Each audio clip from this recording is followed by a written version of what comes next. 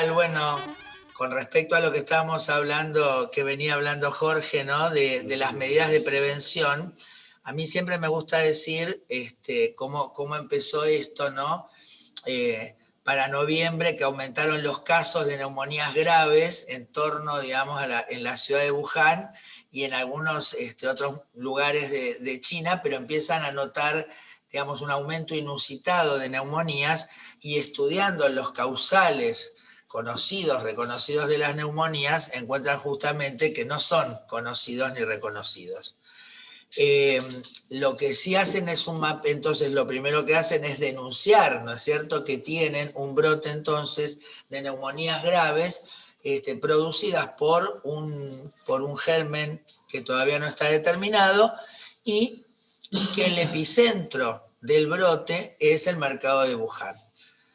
Entonces rápidamente se procede a cerrar el mercado de Wuhan y aislar a 750 personas. A partir de ahí, en diciembre, el 31 de diciembre, China nos presenta el mapeo genético del virus y le da nombre. Y a mediados de enero ya tenemos los test, la elaboración de test diagnósticos, ¿no es cierto?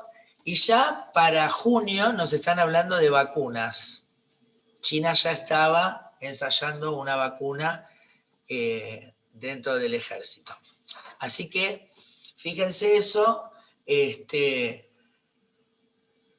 pasa, ¿no?, con esto? Cuando se empieza a diagnosticar, además ya, obviamente, Europa está totalmente con circulación comunitaria a raíz, digamos, de los viajes, ¿no?, de intercambio comercial, turístico que puede haber, y Estados Unidos ya en enero declara que está teniendo casos, ¿no? Bueno, desde ese momento China procede, digamos, a un gran aislamiento, o sea, va cercando los lugares y hoy tiene menos de 20 casos por día, ¿está bien? El resto del mundo, o sea, bueno, esto también obviamente lo hizo Nueva Zelanda, lo hizo Singapur, lo hizo Corea del Norte, entonces lo hizo Vietnam, ¿no? Gente que uno dice, bueno, tienen una selección natural a obedecer órdenes, ¿no? Seguramente. Pero bueno, hay un carácter que tiene muy claro lo colectivo y la responsabilidad, y si no vienen te agarran de los pelos y te meten adentro. Y se terminó la discusión. Conclusión, digo, rindió sus frutos esa conducta, ¿está bien? Desde el punto de vista económico, sanitario, de productivo, ¿no?, del gasto que implicó y que implica esta pandemia. Por el otro lado, tenés entonces todo Occidente que varió desde que se mueran los que se tienen que morir, que todavía siguen gobernando, los que, bueno, dijeron que se mueran, que se mueran y lo echaron a patadas. Tenemos los que dijeron esto es una pavada y ahora están naufragando. Y bueno, y tenemos la respuesta argentina, ¿no?, que yo creo que fue una, por lo menos, digamos, como intencionalmente, de las más inteligentes, ¿no?, en el sentido de decir, bueno, estamos lejos, esto viene por sí o sí, va a venir inicialmente por el aeropuerto. Desgraciadamente la gente que vino de entrada ya directamente se metió a propagarlo, ¿no es cierto? Entonces ahí entramos un poco en el tema que nos convoca a la charla, que es cómo se propaga la infección por coronavirus, ¿no? Entonces, cuando se discutía, porque obviamente, o sea, esto al no ser conocido, bueno, lo empezamos a estudiar.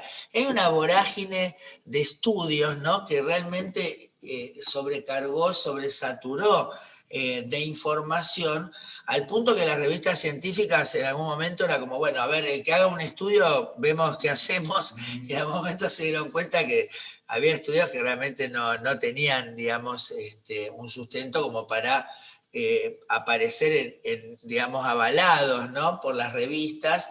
Entonces, bueno, creo que a mí me parece que aparte de todo eso, nosotros a esta altura podemos tener un poco de criterio racional para analizar sin necesidad ya de un laboratorio que hable de las partículas o las micropartículas, etcétera, etcétera, sino haber visto, por ejemplo, ¿no? Que vino una persona de Estados Unidos, ¿no? Vino con fiebre, fue a una fiesta, a un cumpleaños creo que fue, y hubo 25 personas que se infectaron, ¿no? Inclusive personas que no habían estado directamente relacionadas con, físicamente con la persona, con el caso cero en ese brote, ¿no es cierto? Entonces, eso nos deja a las claras que hay una transmisión aérea y hay una transmisión que tiene que ver, digamos, en el contacto de enseres contaminados, ¿no? O sea, seguramente de esa manera llegó al, por ejemplo, al disc-jockey, ¿no? Entonces digo esto porque tampoco sucede que uno toma contacto, ¿no? con el virus y inmediatamente, ¿no? Te agarra así como, ¿no? El asunto de los zombies, ¿no? Que en 10 minutos te das vuelta y ya vos empezás a alargar a todo el mundo, ¿no? O sea, uno, digamos, toma contacto con el virus, inclusive no siempre que uno tome contacto con el virus se va a infectar, y una vez que se infecte, digamos, va a ser un proceso biológico, el virus dentro de nuestro organismo, que lo va a llevar a reproducirse y a poderse volver a liberar, y ahí sí empezar entonces la persona a contagiar por una carga viral que tiene presente, sobre todo en su parte respiratoria, en su mucosa respiratoria y en su aparato respiratorio, ¿está bien? Entonces elimina esto en las gotitas de flush, que son gotitas de moco, que tienen, digamos, son pesadas en relación, digamos, a el aire, ¿no? O sea, no es, por ejemplo, como el sarampión o la varicela, que sí son de transmisión aérea, ¿no es cierto? Donde, digamos, la presencia del virus es en partículas más pequeñas que se aerosolizan y quedan mucho más tiempo suspendidas en el aire. En este caso, digamos, la mayoría de las veces es por este moco grueso que eliminamos y entonces, digamos, caen a menos de 2 metros, o sea, más o menos a 1,5 metros. Por eso de ahí viene la importancia del distanciamiento físico. Porque si yo me distancio físicamente, es la única forma que yo tengo por seguro que no voy a tomar contacto con el virus que está eliminando un otro, ¿no? Obviamente ahí empieza también la cuestión de la circulación, del compartir los ámbitos, ¿no es cierto?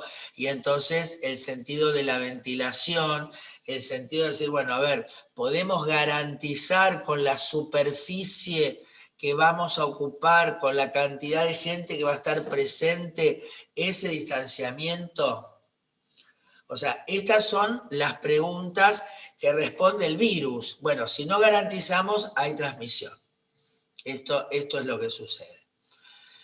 Entonces, desde ese punto, nosotros, bueno, entonces decíamos, estas gotitas, ¿no es cierto?, que se dispersan, que caen, que puede haber, digamos, determinada práctica, o por ejemplo, bueno, obviamente en el ámbito hospitalario, ¿no? De por ahí de aspirar secreciones de una persona, pero digamos, determinada fenómeno se puede dar que aerosolice, o sea, que sí se elimine, digamos, un poquito más fuerte, digamos, más lejos, y entonces sí se disperse un poco más y tarde 3 horas más o menos en esto ir cayendo, y de esa forma, digamos, si yo tuviera una habitación cerrada, después de 3 horas, digamos, ya fue decantando ese material, y entonces, digamos, bueno, como decíamos, sí hay posibilidad de que, por ejemplo, todo eso que cae sobre una superficie determinada puede posibilitar, a través de su contaminación y una toma de contacto, una transmisión posterior, ¿no es cierto? Y también la posibilidad, por ejemplo, que se daba, porque yo creo que también otro fenómeno que debe haber sucedido en esa fiesta, es la posibilidad de que el aire acondicionado tomara, ¿no?, parte del aire que estaba esta persona, digamos, Más, viste que estaba bailando, ¿no? Imagínense el trencito, ¿no? Y el hijo de puta tenía fiebre encima, ¿entendés? O sea que estaba encendido el tipo. Y así fue. Entonces, una posibilidad es que el aire acondicionado tomara parte de este aire y lo reciclara, y obviamente, ¿no? Al no tener un filtro que filtrara los virus, termina alargando masivamente. Y acá Jorge se acuerda perfectamente de la legionela, ¿no? O sea, de la transmisión de una bacteria que causa una neumonía típica que se llama legionela, ¿no? Y se debe el nombre a que el brote, digamos, uno de los brotes que se conoció fue una convención de legionarios, ¿eh?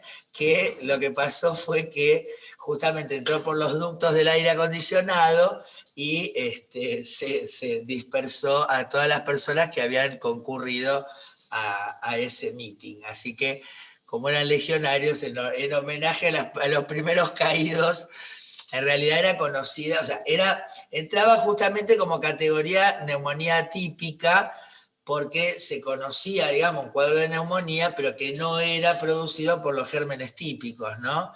Ahí, digamos, fue tan abundante el poderla encontrar en los pacientes que, bueno, se pudo aislar, digamos, y darle un nombre. Bueno, entonces nosotros la verdad que,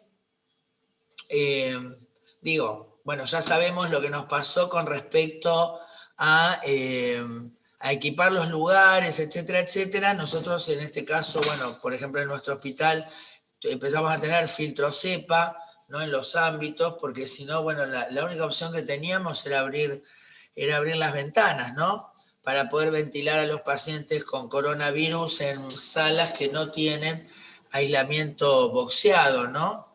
Así que bueno, desde ese punto,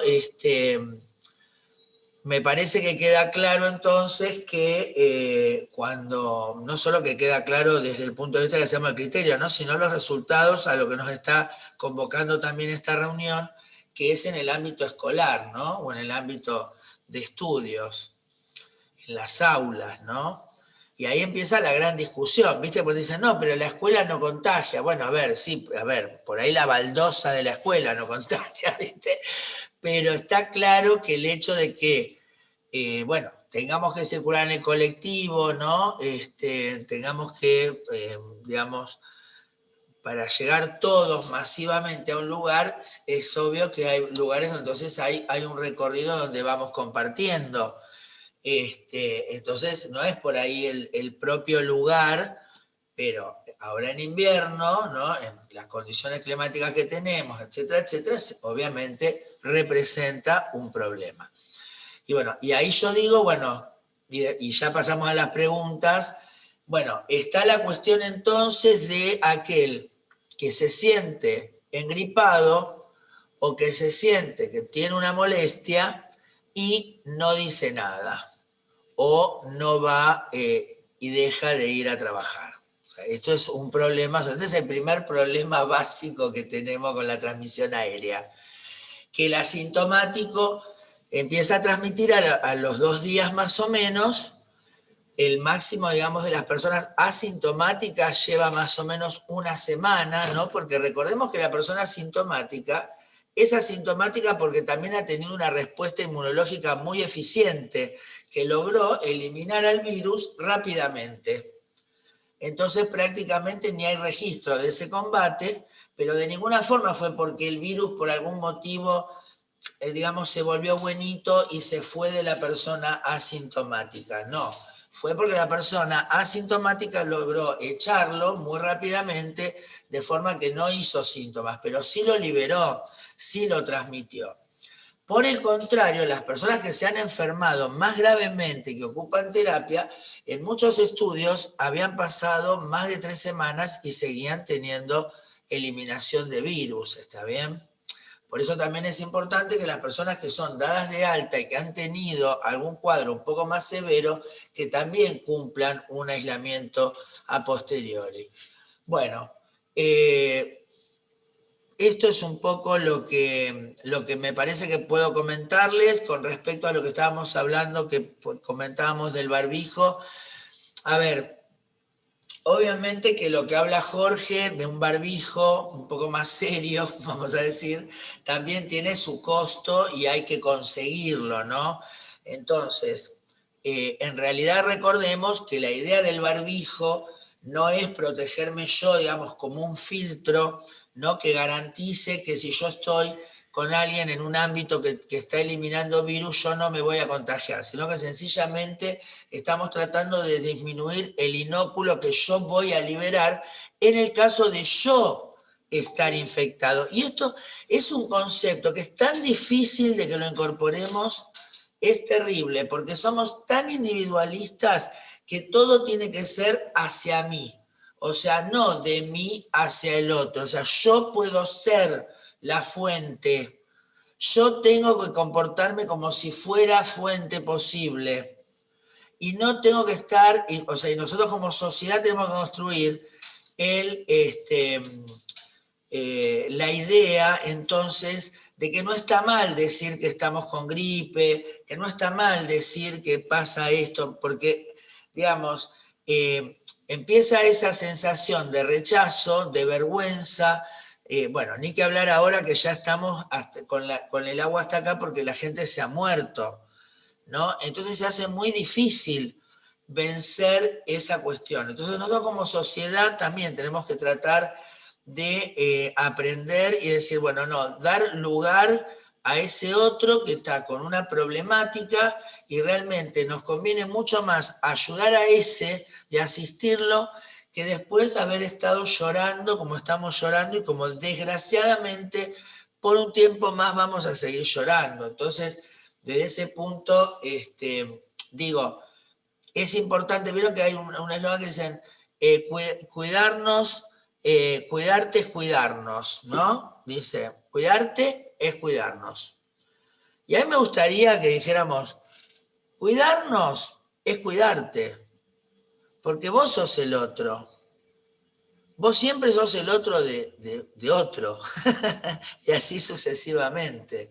Entonces, si nosotros podemos, entonces, concebir desde nosotros, bueno, estamos con una situación donde yo puedo ser el que lleve esto, pero no, que eso no sea la carga de la piedra, ¿viste? Estaba buscando lo del índice RO, etcétera, etcétera, las vías de transmisión, y me encuentro con, obviamente, el VIH, ¿no? O sea, el gran ejemplo, la gran pandemia anterior a esta grosa, digamos, que sacudió como un piedrazo y cambió el eje de la Tierra, ¿no? Bueno, como esta. En otro sentido, pero fíjense qué paradójico, entonces, y ahora ya cierro, fíjense qué paradójico que en el año 81 se dan cuenta de que hay un brote de neumonías que también eran atípicas.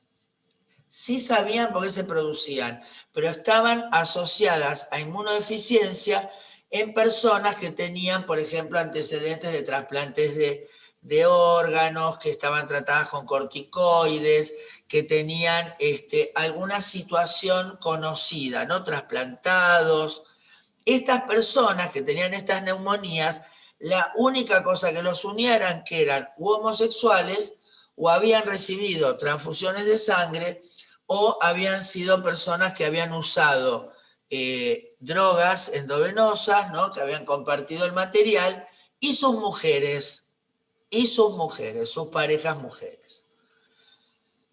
En el año 83 recién se llegó a aislar el virus.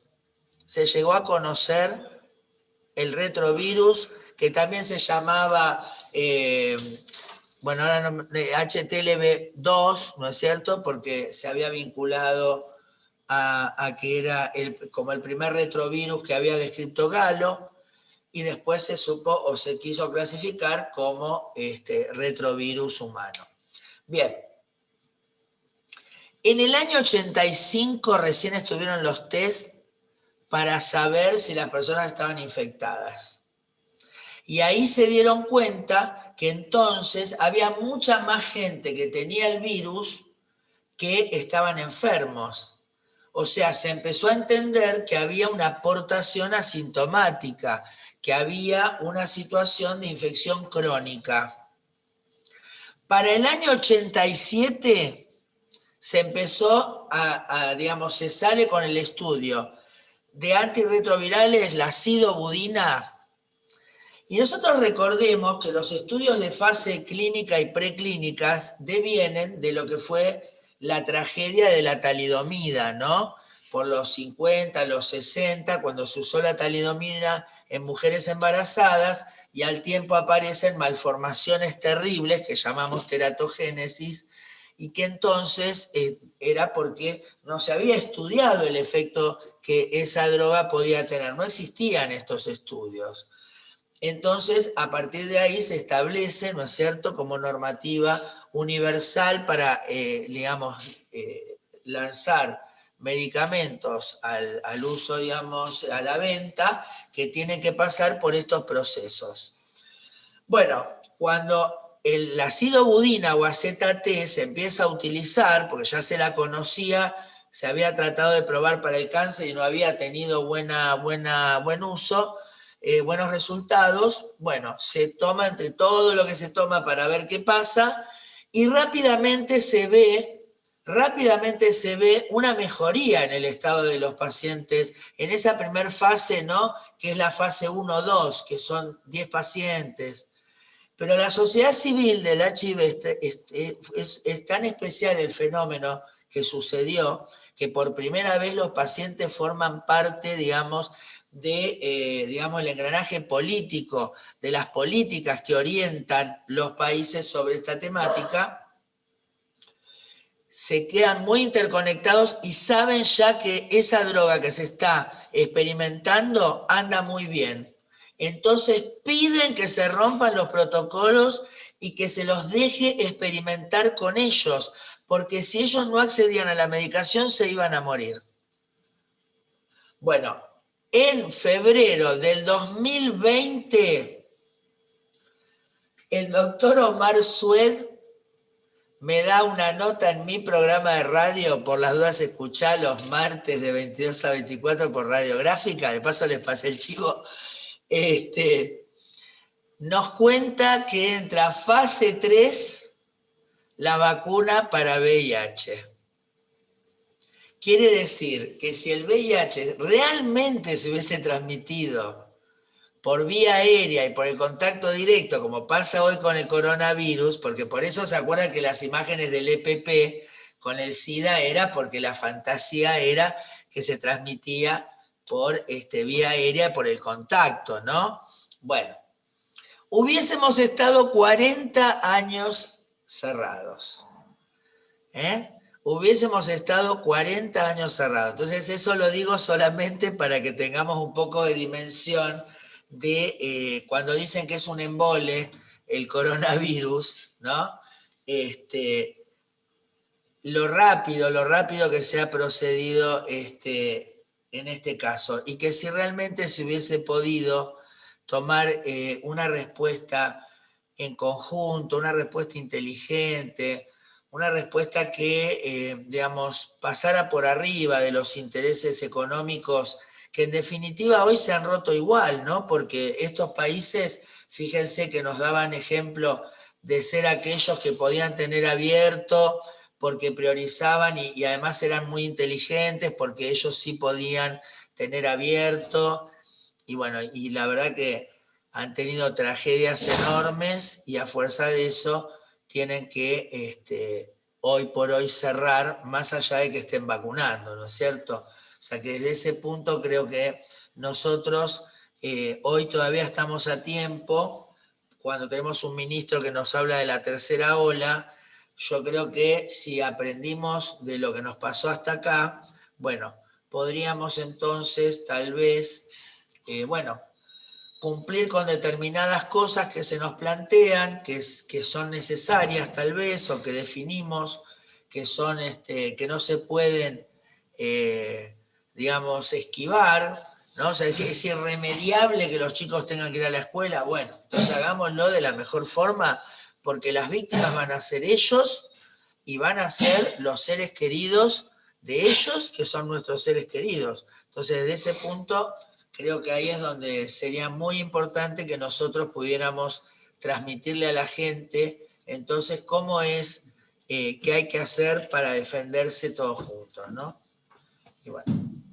Gabriela, están pidiendo algunas recomendaciones. Por ejemplo, están nombrando varias veces el tema de los barbijos. Si hay alguno puntual para recomendar, y ya te engancho con otra que es, después de un alta, ¿qué recomendación harías? Si testearse, aislarse preventivamente Bueno, lo que pasa es que el tema del barbijo es lo que estábamos diciendo. O sea, vos, el N95, y sí, te filtra todo, pero viste, o sea, conseguir un N95, sostener tu vida con un N95, ¿me entendés? Porque tampoco es, te compras uno y lo vas a usar el resto de tu vida. Entonces, bueno, están estos que hicieron del nanotecnología, que son muy buenos y son muchísimo más accesibles y tienen mucha durabilidad. Entonces, por ejemplo, ese sí te lo recomiendo, ¿no? O sea, que estemos seguros que son oficiales.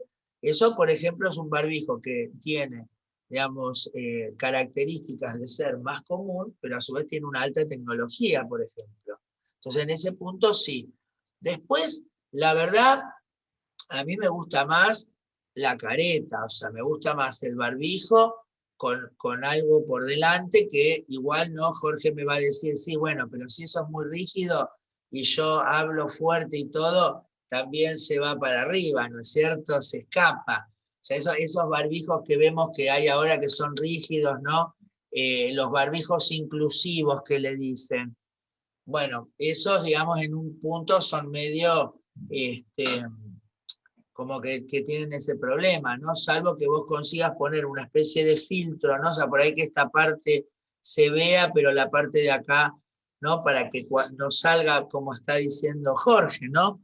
En ese punto. De todos modos, no para esto, pero quiero decir, para circular, para andar por la vida, no el de crochet, tampoco los preservativos de crochet sirven, les digo, porque había una en el campo que tejía los preservativos, tenía como 25 hijos la mina, ¿viste? Entonces, y ustedes se ríen, pero les digo de verdad lo que les estoy diciendo. Bueno, cualquier cosa que baje, ¿no? Lo que uno tira hacia afuera va a estar cumpliendo, digamos, su misión. Pero siempre sería realmente de muchísima más utilidad y seguridad el hecho de conservar la distancia física. O sea, ahí, digamos, los dos puestos, un cubreboca, aunque no sea un N95, y manteniendo la distancia física, ya lo que va a circular de virus va a ser mucho menos. Y Y después la después, otra era del después del alta.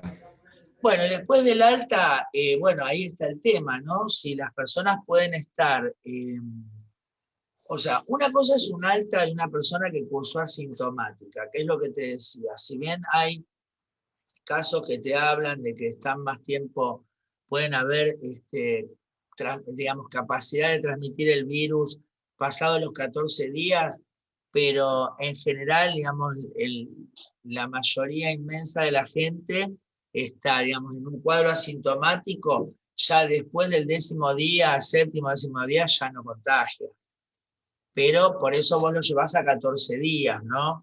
Si la persona por ahí trabaja en un lugar de salud o trabaja justamente en educación, ¿no? O sea, por su característica laboral va a estar en contacto con mucha gente y bueno, y vos ya ahí pensás en 28 días, porque además hay otra cosa, las personas que tienen COVID, sobre todo si tienen síntomas, a veces por ahí no son muy fuertes, o sea, no tenés neumonía, pero el cansancio, por ejemplo, es una cosa que realmente es muy fuerte y dura mucho más tiempo, ¿no? Aunque no hayas tenido neumonía.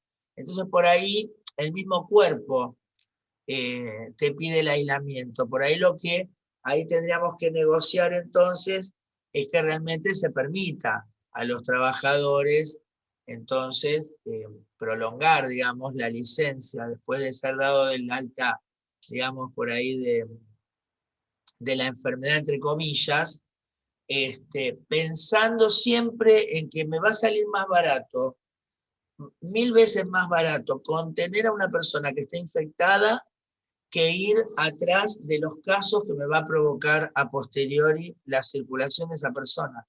Y esto yo creo que el mundo, en algún momento, a fuerza de pegarse y pegarse y darse la cola, el perro morderse la cola, porque estas nuevas variantes, fíjate cómo obligan a que Israel e Inglaterra dicen, bueno, vamos a cerrar. Porque estar circulando con vacunas, llega un momento que no te va a servir la vacuna. No sé, Jorge, vos qué opinás. Me parece que ahí, digamos, va a llegar un momento que el propio mundo, este mundo occidental, ¿no? Bueno, que sigue chapoteando, ¿no? En algún momento va a decir, bueno, flaco, invirtamos en paliar pérdidas por 21 días y estemos 21 días con las fronteras cerradas y con las actividades, o sea, con lo que tengas que, o sea, vos podés tener la frontera abierta, porque vos en lo que es la frontera terrestre, por ejemplo, la podés tener abierta porque tenés un sistema de tarjetas, de comercio, etcétera, etcétera. O sea, podés hacer cierres inteligentes, sí, no como estamos haciendo y no como está haciendo el mundo. Creo que en algún momento, a fuerza de tantas pérdidas y tantas muertes que van a tener, porque ahora la tercera ola es de gente más joven. Entonces ahora vamos a ver morir pibes de 16 años. ¿Y nos vamos a bancar eso? Bueno, en algún momento, por alguna fuerza, las cosas van a parar. Para mí me parece que, no sé, ojalá la vacunación y como lo estamos haciendo nosotros y todo nos dé buen resultado, pero me parece que el mundo por lo menos en algún momento se va a tener que plantear un cierre coordinado general, consensuado, trabajado, ¿no es cierto? No sé, orquestado de una forma que pueda realmente bajar la circulación comunitaria del virus. Lo que pasa es que lógico, ¿no? Pienso en la India, chicos, dice, bueno, Piovano hoy ha tomado de más. Te leo una y le pregunto a las compañeras a ver si tienen alguna pregunta más. ¿A partir de qué día, después de estar expuesto, el PCR da positivo? Bueno, a partir del segundo o tercer día ya te puede ser positivo. Lo que pasa es que si la persona no fue sintomática y le hiciste un PCR y te da negativo, y vas a esperar 2 o 3 días más, porque recordemos que estos son todas reacciones biológicas, o sea, es la interacción entre el virus y el organismo, ¿no es cierto? Entonces, por ahí el virus que nos tocó es un virus que se reproduce un poco más lentamente, o tu organismo, digamos, de alguna forma lo contrarrestó, o la carga viral en definitiva no es muy alta. Entonces, a partir de los 2 días, en teoría, bueno, ya podría ser positiva, pero por eso vos también, pensando y sospechando un contacto, le decís de esperar directamente hoy 4 días, ¿no? Y a partir del 4.º día empezar a testear. Y a veces te va a pasar, como nos pasó a nosotros, de tener un caso con neumonía bilateral y ser las 2 veces o 3 veces negativo, ¿no? Pero vos ves y claramente lo que tiene es COVID. Por eso era importante aislar a todo el mundo sin saber quién lo tiene y quién no lo tiene. Por eso es lo más brillante que hay es aislar a todos, ¿no? Y por ahí, digamos, después sectorizar la circulación, como se hizo en el primer pico, ¿no?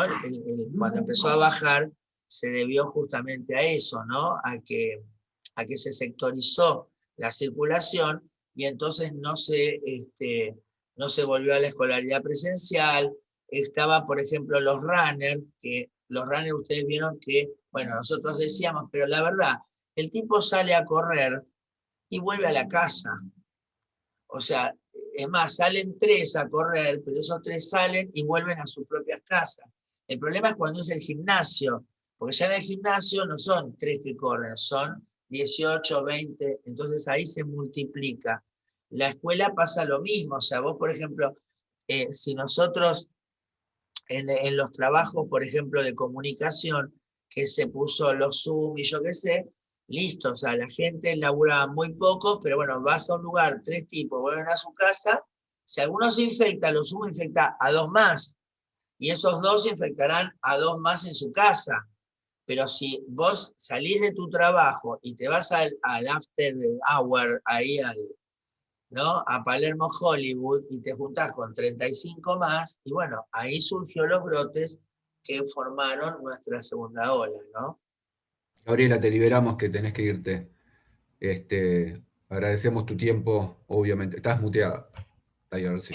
Muchas gracias y Saludos, bueno, Gabriela. espero no haberlos confundido más. Todo lo contrario. Muchas gracias por tu tiempo.